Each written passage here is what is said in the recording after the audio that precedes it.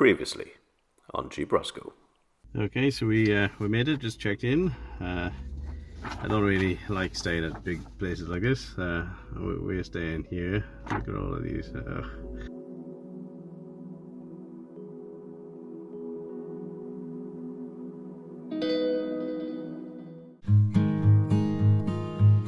And of course with the name of Gwalia, which literally means Wales. How could I not go there?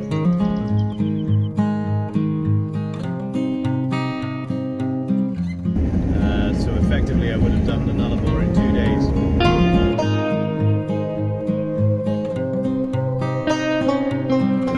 Quite famous.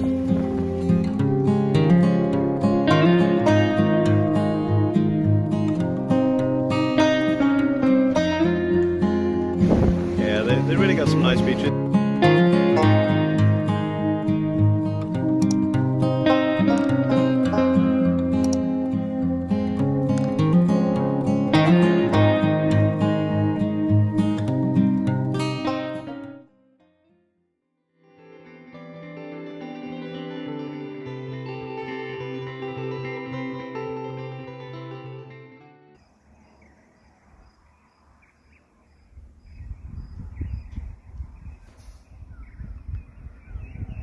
So this morning we're going to do a Microlight flight at sunrise.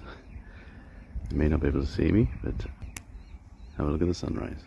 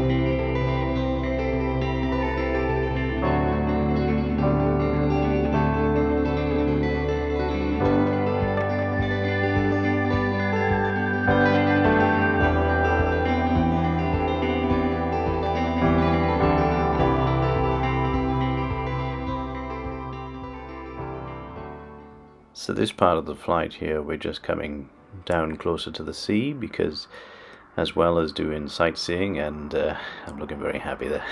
As well as doing sightseeing, we also go spotting for the whale sharks, which then we radio back to the tours that like the one I was on yesterday. And as you can see, look how clear the water is here. We spotted whale sharks, hammerhead sharks, turtles, dolphins, you name it. And I'm really enjoying this flight. It was just, I couldn't stop smiling throughout. And looking back towards the peninsula there, you can see the reefs, the outer reef, the inner reef. Honestly, everywhere you looked was just beautiful. And now we just start to head back towards the airport and back over the Cape Range National Park, and leave the reef behind us. Well worth doing this. I absolutely loved it. I think I've just spotted something there.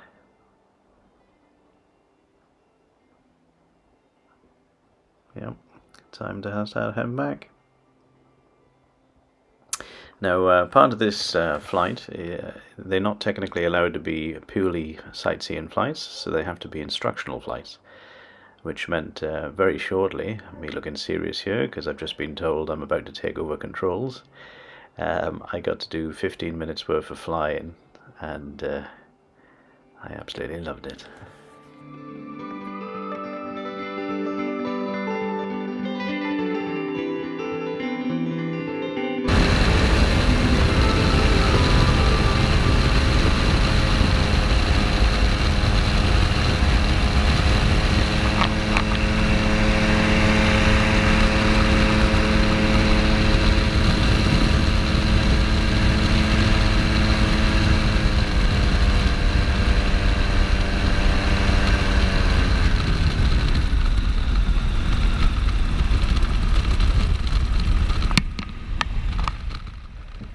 That was the noise of the engine just cutting out. Yep, you're not hearing things. So basically, as we're going into land now, we turn the engine off and we glide in. And as I've turned the music off here, you can just hear the birds. There we are, there's proof. We have stopped. We're effectively hang gliding. And now we're just going to glide down to the airport. Now, before boarding, you have to fill in a questionnaire. One of the questions on there is a tick box exercise of how adventurous you want to be on the flight, ranging from "Mammy, I want to go home" through to "Show me what this baby can do." So naturally, I chose the "Show me what this baby can do," and we're about to take some very sharp turns down to the airport, well, I'll let you enjoy it in a second, but as we just kind of hover around here now, you can see that the partner kind of Microlight is just below us. It's already spiraled down. The lady that was on that one didn't want to be scared, so they've come down gently, and it's just going into land. Well, you can see it on the far right there, over the burnt patch, the little white mark. It's just turning into its final approach, or maybe one more turn. And then when that's out of the way, we will start our very sharp corkscrew-like descent to the runway. So I'm just going to turn off all the music and the narration from here and just let you enjoy.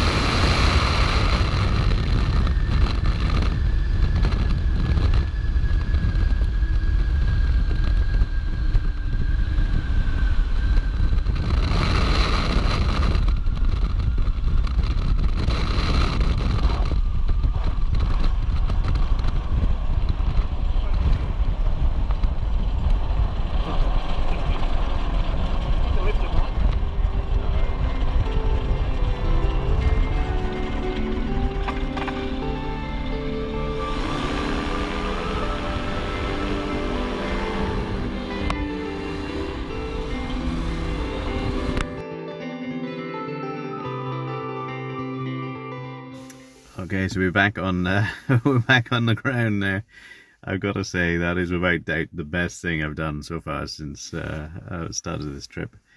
That was brilliant, absolutely brilliant, and the views and everything are absolutely stunning. I'm half tempted to do it again and take my camera with me this time rather than the GoPro, but absolutely fantastic.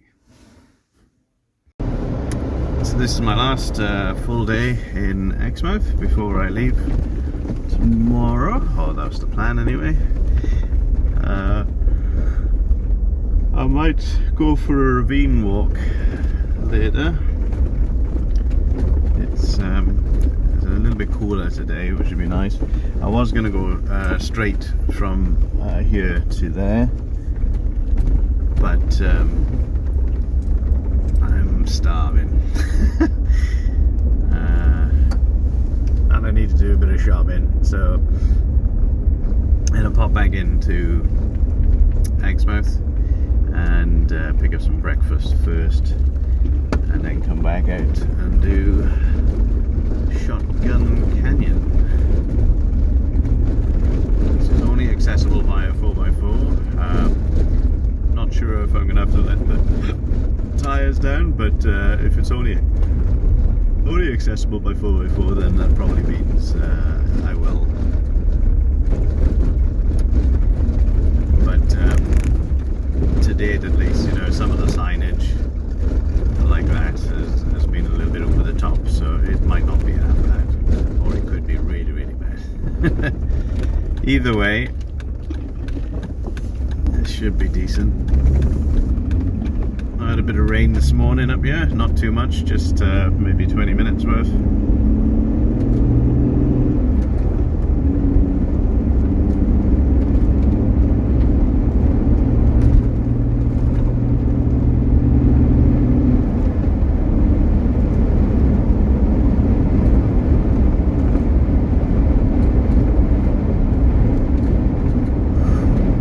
Tired as well, didn't sleep very well last night.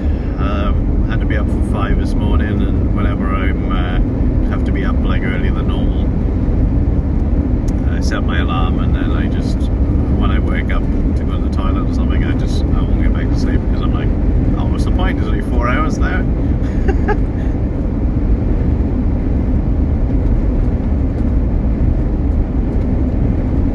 And yeah, bird's eye view.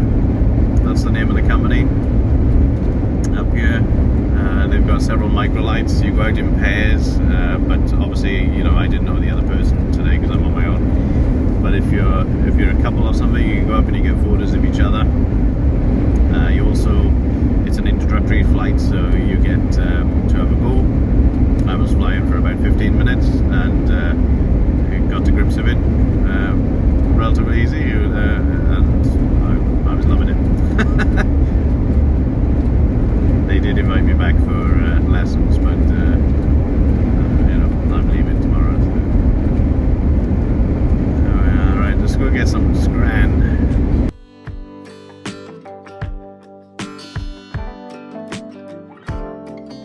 So we're just in Shothole Canyon at the moment. It's a off-road four-wheel drive track only. It goes up through this canyon, and then at the end of the canyon there's a sharp kind of walk to the top, and then you can look back down the canyon itself. So just letting the tires down at the moment to 25 psi. You know, it's not struggling at all. It's just make the ride a little bit more comfortable. It's getting increasingly rockier, so just letting the tires down a wee bit, actually. You know, if I switch around, that's the valley itself. One side is looking very, very green, and the other side it's got burn scars. We could see this from the Microlight earlier, and I'll see if I can get the drone up to show you this later on.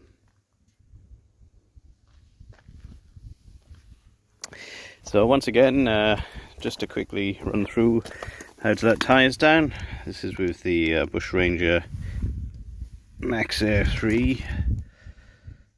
So, you know, I'm just using the shotgun handle, or pistol handle, pistol grip. Put the valve on, gives you a reading of the current PSI, and you just press this bleeder valve down here. Now, the reading you're getting at the moment is not a true reading, it's more like the resistant pushback, so to get an accurate reading you've got to let the valve out.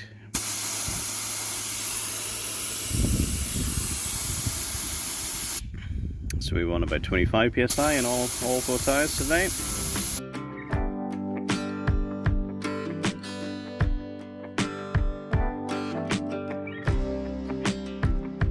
Almost there.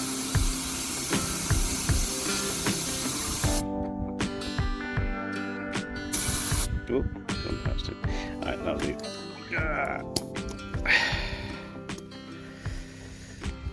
And we'll do the same with all four tires.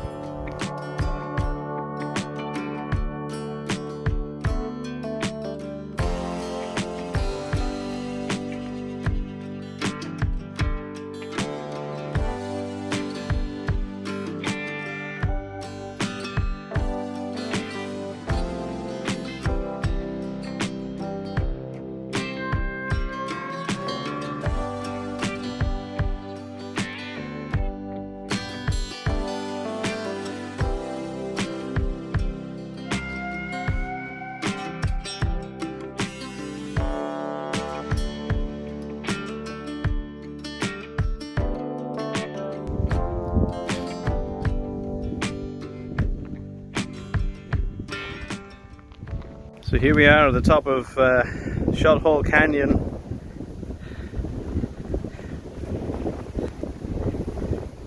You can see there, that's the road that we come in on, which for the most part is pretty decent four-wheel drive track, but in parts gets very, very iffy when it crosses the riverbeds, etc.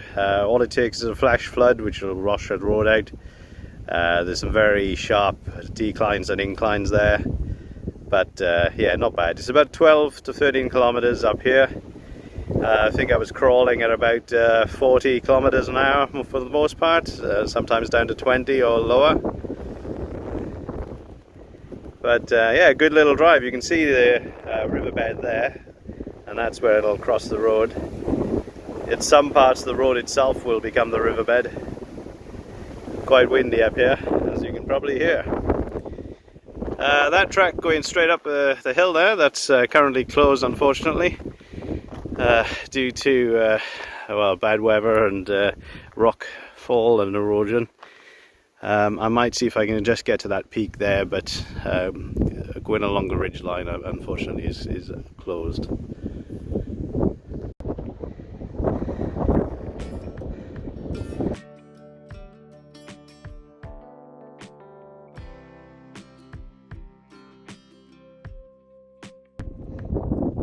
So yeah, this is as far up as I'm going to go. The rest of the path behind me is officially closed, so yeah, I just thought I'd quickly show you guys what it looks like up here.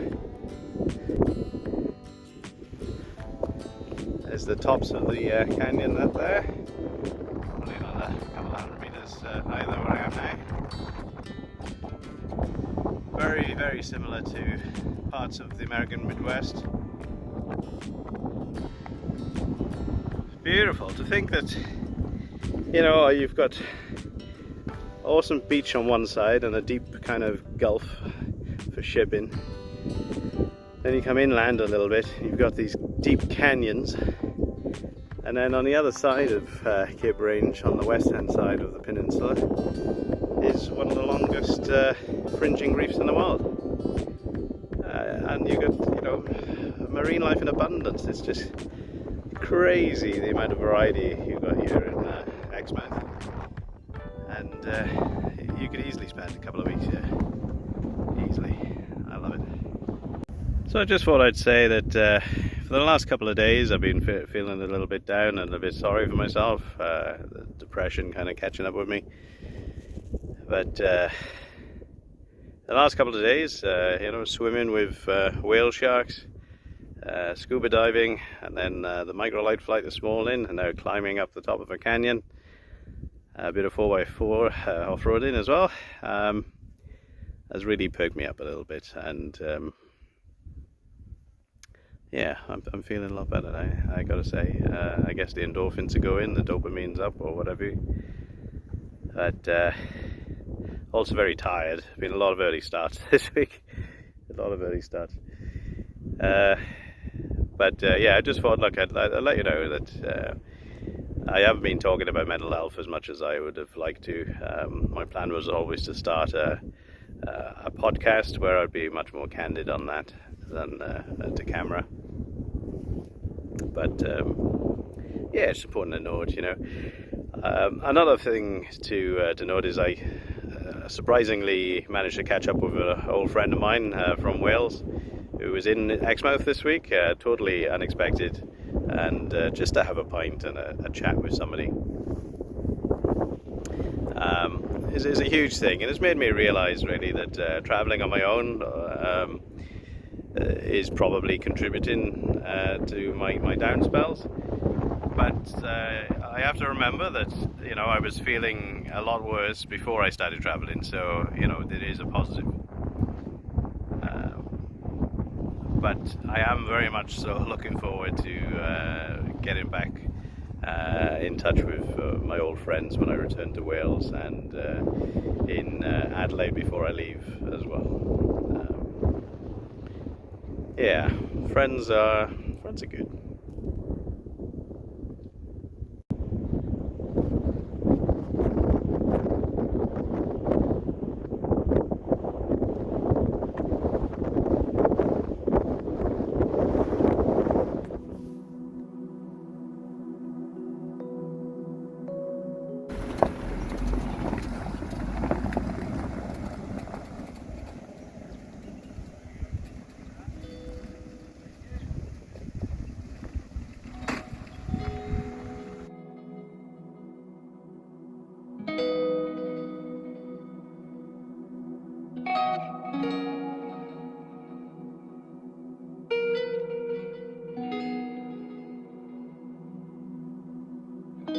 This is Exmouth Marina, which is a new development on the outskirts of town, on the waterfront, and actually has a port. These nice new houses, some are just for sale, some have just been built, some have just been moved into.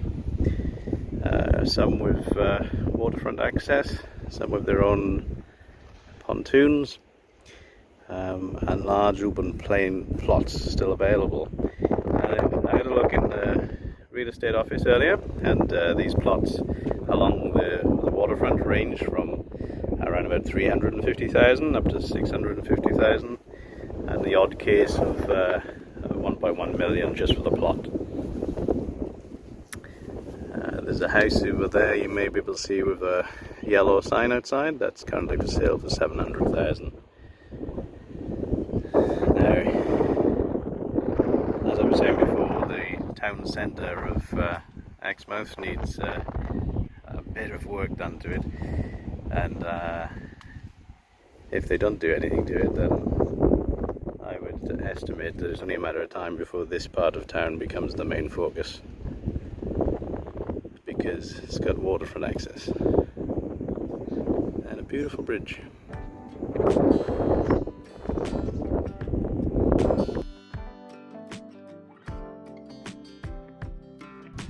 This is the Manta Ray Resort. It's just over the footbridge from where I was earlier. You can see that there's quite a few developments going on here, but at the moment amenities are lacking.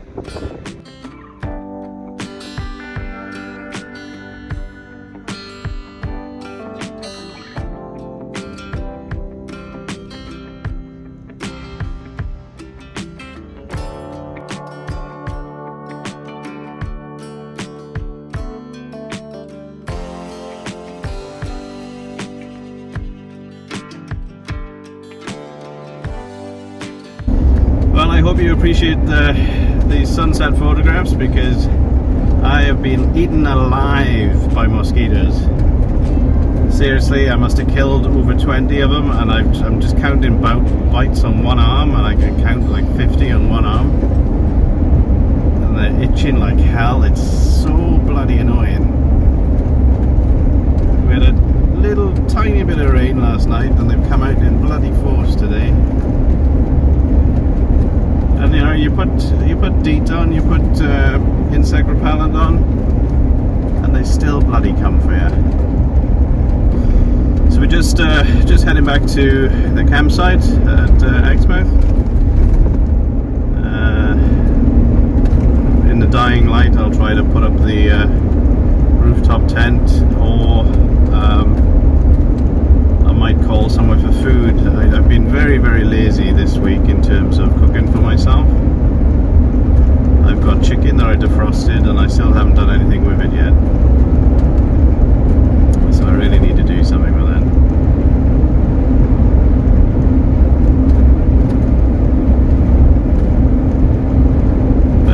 Partly because my friend was up here the first couple of days that I got up here, and then because I was on all-day tours, that I was just exhausted. It didn't feel like cooking, so I haven't actually cooked for myself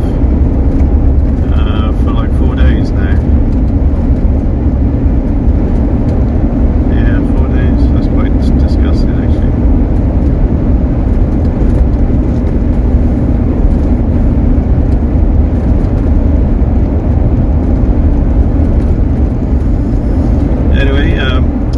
We're going to get any more colour into the sky, so I'll switch you guys off, and I'll catch you in the morning. Okie dokie. Good morning. It's Friday. I like this two microlights out there. It's Friday morning. No, Saturday morning. Friday morning I was up in the air. Saturday morning.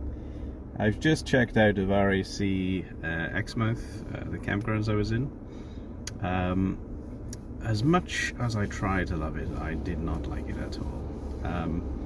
It's the only campsite I've ever been to where the unpowered sites were nicer than the powered sites. The powered sites were basically on what I can only describe as a car park. The ground was absolutely like concrete. I smashed my bloody finger with my hammer trying to get the pegs into the ground yesterday. Bent several pegs, tried using my ratchet to screw in the screw pegs I got. No joy, it's just like concrete, so I ended up smashing the crap out of it with my hammer, my axe hammer, and of course, you know, missed the peg and hit my finger. It's not broken, thankfully, but it bloody hurts. They say, you know, they did say it's quite exposed at the moment. They've planted trees, but it's going to take a good 20 years before they do any bloody good. They're more like bushes at the moment. So they said, oh, bring your own cover awnings, etc., which I did, you know, but the ground is like concrete, and it's quite windy, so you need to peg them down.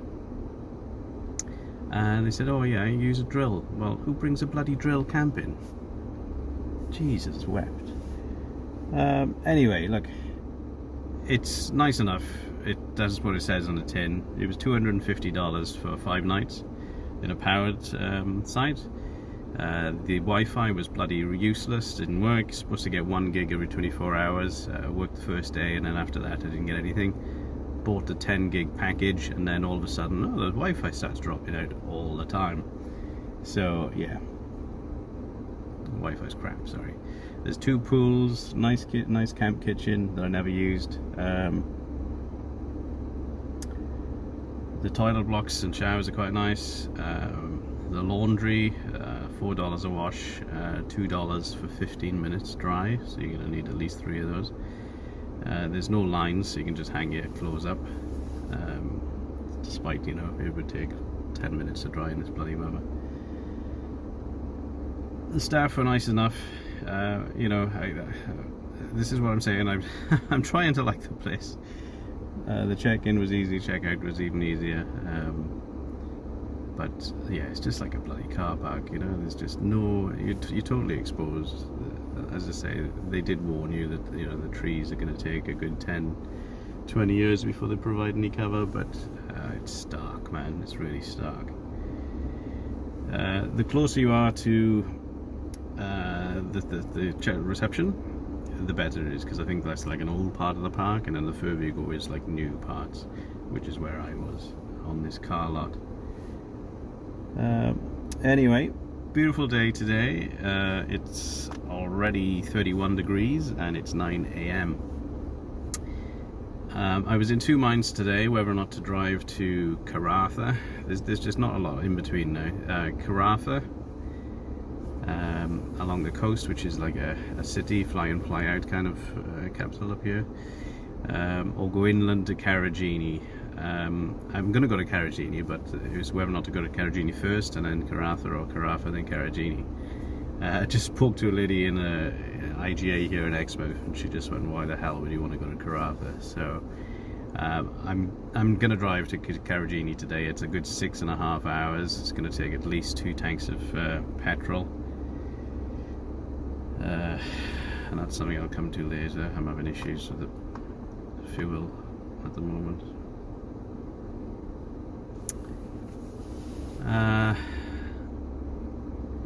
Yeah, it's gonna.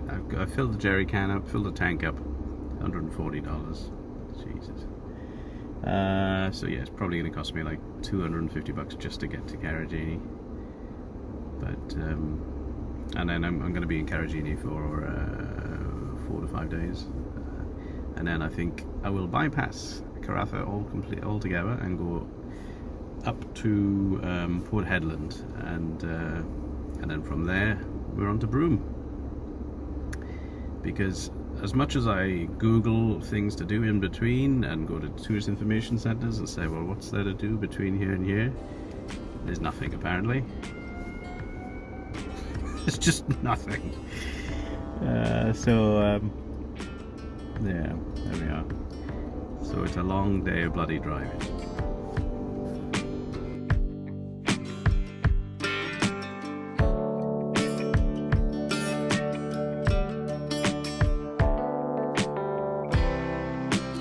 Next week on Jeep Roscoe.